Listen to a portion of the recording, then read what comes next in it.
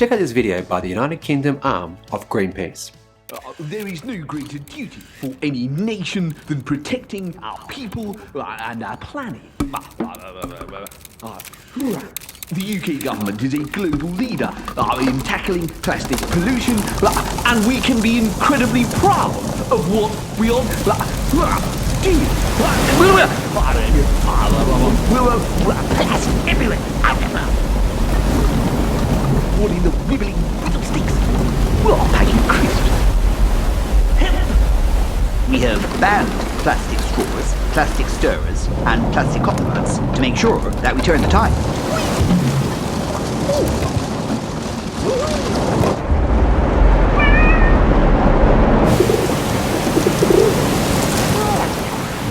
It is time for the world to truly wake up to the damage being done to the environment and the sheer volume of plastic that is dumped.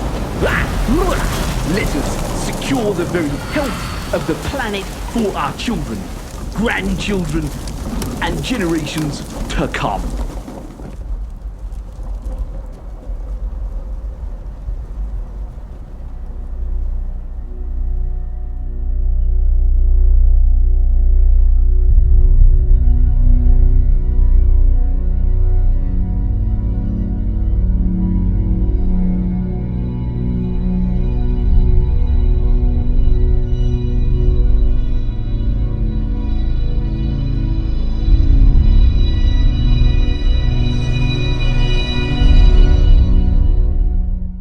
Powerful, isn't it?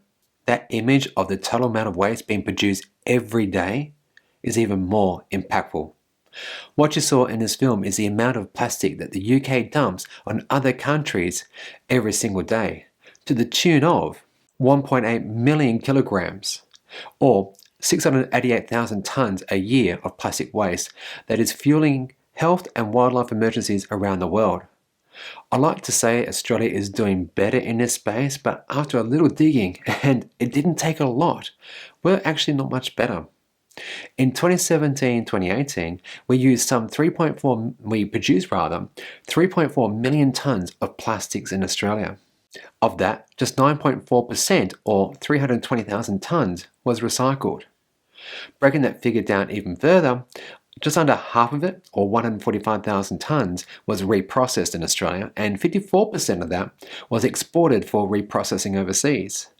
You may recall in the 2010s, we had two significant issues whereby China rejected dirty recycling waste, and also then other Asian countries got on board and then actually rejected taking our waste. And what occurred? Your recyclables actually just went into the normal tip, that is to landfill. Sadly, it's still actually occurring. When you recycle, your council may well just be putting it into landfill. It might be processed overseas or might be processed here, but I now have significant doubts.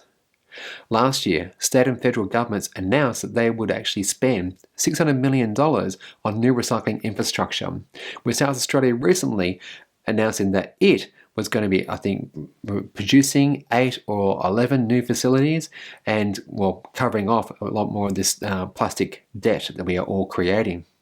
This big announcement that occurred last year at the height of the pandemic, I think got lost on a lot of people. And essentially, they're going to be remembering that we're producing at 3.4 million, and about 300,000 tonnes is now going to be dealt with here in Australia. So that's still only 10% of our recyclable waste.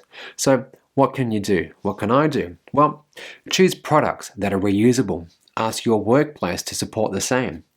Ask your council if they actually do recycle products, and demand that they use your rates that you're paying probably very good money to actually get into a recycling program. And obviously, with this awareness campaign, this advert campaign by Greenpeace, let's all raise some awareness in this space. Hey, Aussie viewers, will we ever see Holden back in Australia?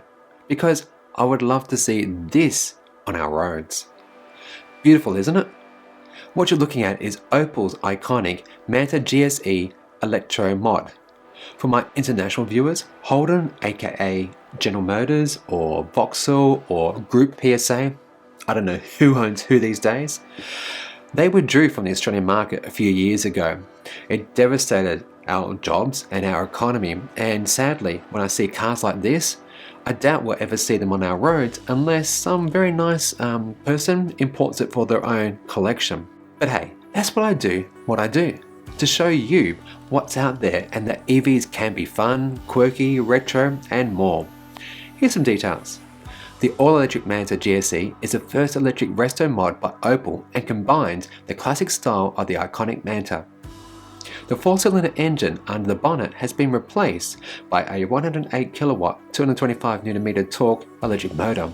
And get this, the Manta GSe also comes with its original 4-speed gearbox, allowing drivers to manually change gears.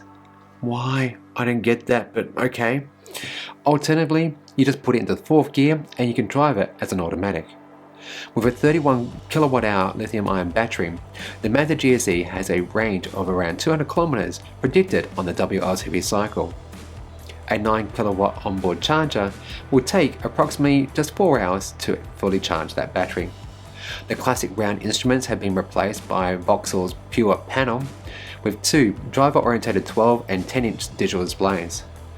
The sport seats come with a yellow center line and offer improved comfort and support over the originals.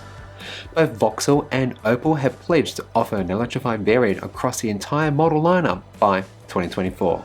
So I really do look forward to seeing this on a road near you. If you've enjoyed this video, please do consider subscribing. It genuinely helps the channel. If you want to support it at the next level, join us over here on Patreon, where you get early access to news, polls, and behind the scenes that you just don't get here. Otherwise, you be good, you be great.